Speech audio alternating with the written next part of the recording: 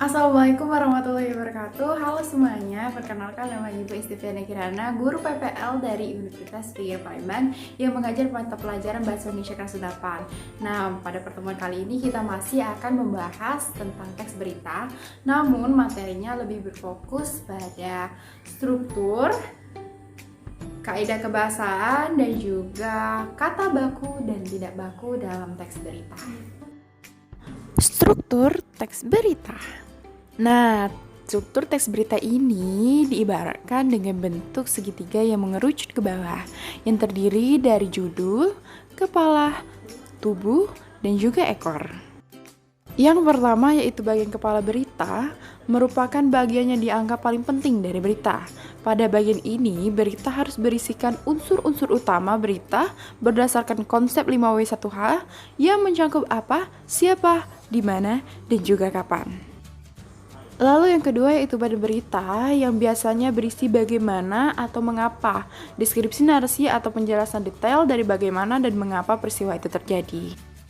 Dan yang terakhir yaitu bagian ekor biasanya tidak memiliki ikatan secara langsung terhadap berita, biasanya berisikan konteks tambahan seperti sejarah sebelum kejadian yang dilaporkan terjadi dan sebagainya.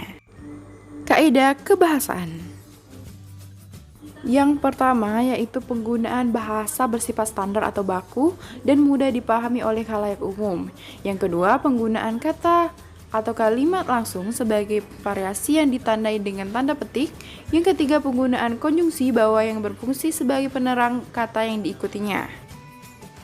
Selanjutnya yang keempat, penggunaan kata kerja mental atau kata kerja yang terkait dengan kegiatan dari hasil pemikiran seperti kata memikirkan, membayangkan, berasumsi, dan praduga, dan lain-lain. Yang kelima, penggunaan fungsi keterangan waktu dan tempat.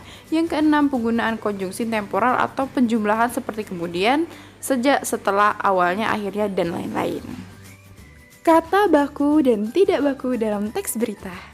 Nah, pada saat menulis berita, jangan lupa untuk memperhatikan penggunaan kata yang tepat. Salah satunya adalah menggunakan kata baku pada teks berita. Kata baku adalah kata yang sesuai dengan kaidah bahasa Indonesia.